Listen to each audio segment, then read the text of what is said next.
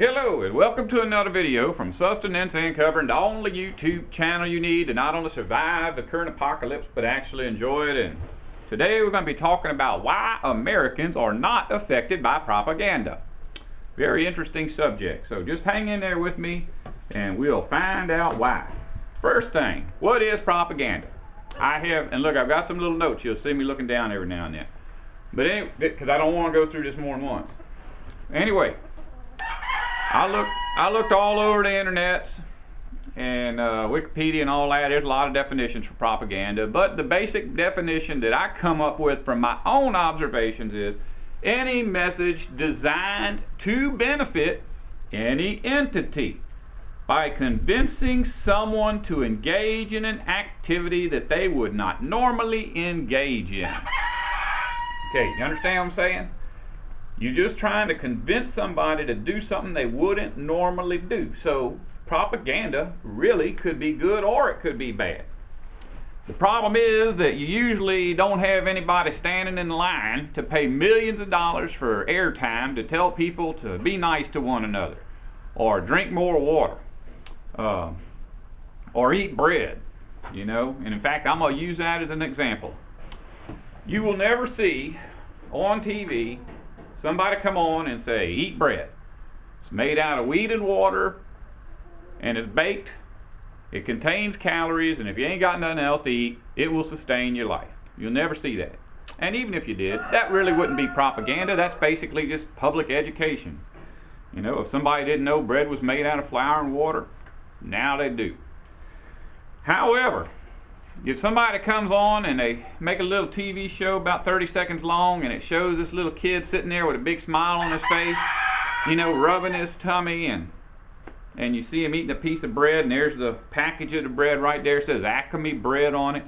Well, that's one elitist who's trying to sell more bread than his competitors. That could actually be propaganda. And in fact, lo and behold, if you go to the store, all the breads that are on that shelf will look the same, made out of the same ingredients. In fact, there's a common recipe that every white bread company uses, period. It's just the industry standard. However, if you look at the prices, the one that had the commercial has a higher price. And yet you will see people buying the expensive bread, even though you're looking at this bread that you normally get, which is cheap, and you don't see anything wrong with it. And propaganda can spread, because if one of the people buying that expensive bread is somebody you have a great deal of respect for, you're going to question your choice of bread. People, something else. All right, next. Oh, here we go. I just wrote this down so y'all could see it in case you want to look it up. Edward Bernays. If you're a truther with any kind of time under your belt, then you already done come across this name before. I think he's called the father of modern propaganda. You see, Edward Bernays worked for the German government. And during World War I, if you remember correctly, as soon as it started, everybody in Germany wanted to go fight. In the United States, nobody wanted to go fight. Even though neither had any interest in it whatsoever, the Germans wanted it. The reason for that was they had a ministry of propaganda. Now, certainly, everybody's aware that propaganda has been villainized over the years, because back in those days they would put up posters, you know, in the U.S., don't listen to wicked propaganda. You know, propaganda is the tool of the devil. Well, make a long story short, when World War I was over, the U.S. decided they wanted Edward Bernays, because even though they knew that propaganda was evil, it was allowed the elitists in Germany to manipulate their people to go into war like that. The U.S. couldn't get their soldiers over there till the war was over. Yeah, and I know everybody, oh, my pawpaw fought in World War I. Yeah, well, he went there about the last couple of weeks of it. All right, they brought Edward Bernays in to interview him. And he told them, when they asked him about propaganda, he told them, a democracy cannot function without propaganda. I think that's his exact words. And the explanation was, if you actually have a free democratic nation, of people that are free thinkers, that use their own minds and don't do stupid things. Well, when a war comes up, they're not going to just all run out there to fight. They're going to want to know, why are we fighting? They want to know if it's going to help people or hurt people, what's the benefit for them.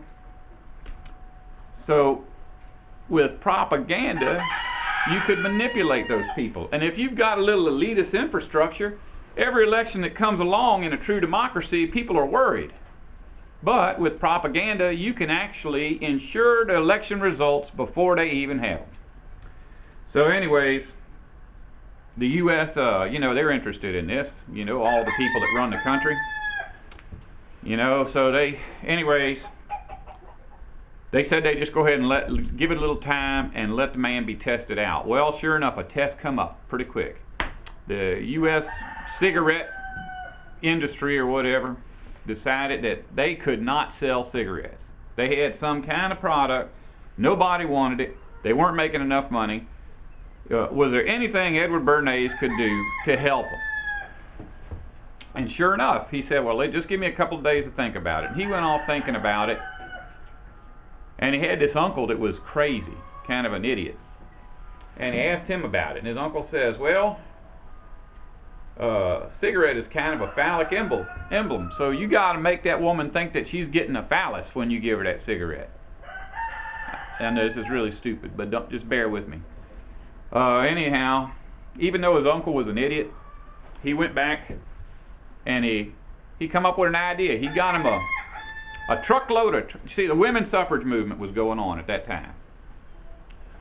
So he got him a truckload of trashy women, cleaned them up, put them in nice clothes, and he went to this big woman suffrage parade in Washington, D.C. I don't know, a gazillion women out there just marching with protest signs, we want the right to vote. And he dumped them off in the very front with their cigarettes. Okay, you following me? This is women's suffrage. And they're carrying signs that say things like, men will not tell us what to do. We're going to smoke a cigarette. We are living in a free democratic country and we'll choose to smoke a cigarette. Next day, cigarettes flew off the shelf. The stock for cigarettes went through the roof and everybody selling cigarettes got rich.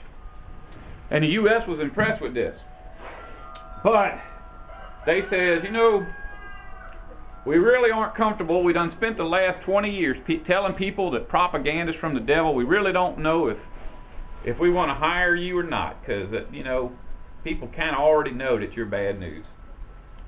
Edward Bernays said, no problem, already got this figured out. We're going to call it public relations. So now you know why Americans are not affected by propaganda, because we don't have any. We got public relations.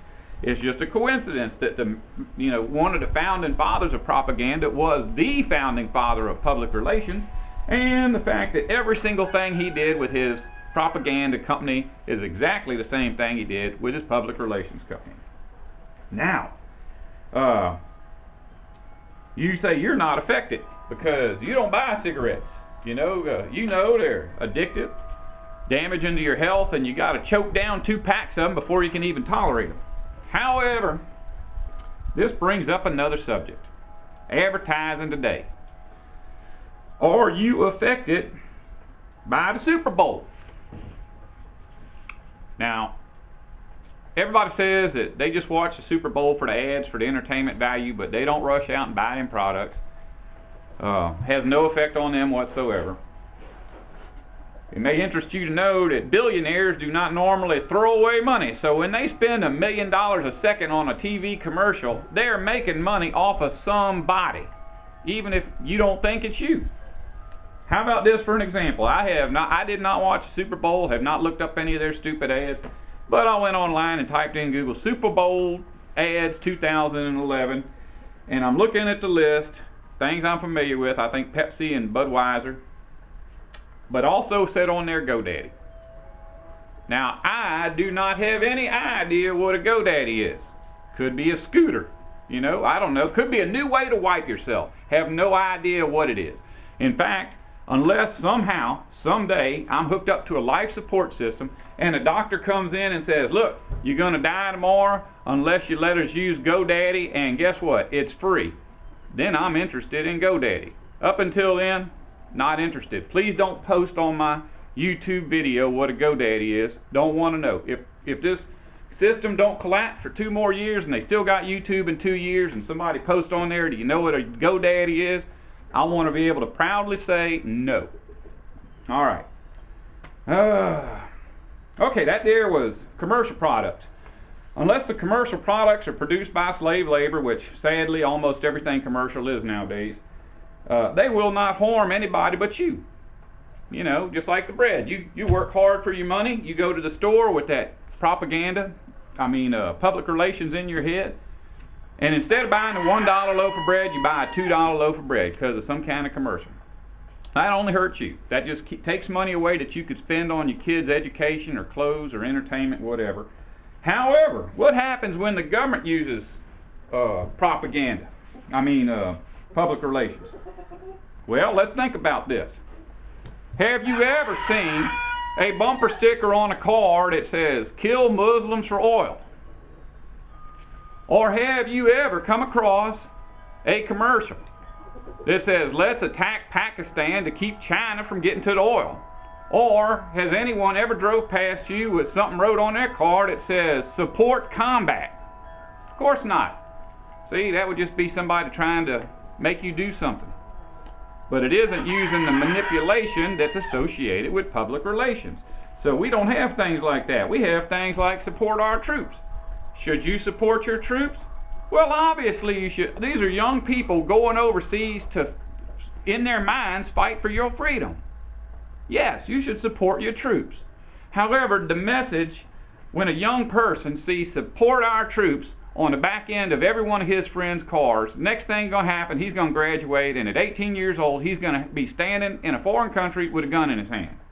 Now, as far as I'm concerned, the people that make those bumper stickers, the U.S. government, which obviously is involved, they should support our troops. When somebody comes home from overseas with no legs, take care of them. If their head is all screwed up, make some kind of way for them to get help. And don't tell me about the VA. I've been in the VA system all my life.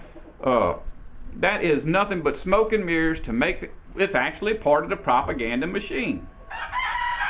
All right, well, that's about the end of my little talk here. I'm sure there's something else I'll think of later. But the last thing I got to tell you, I was told to tell you this by somebody: if you don't want to survive, don't listen to me.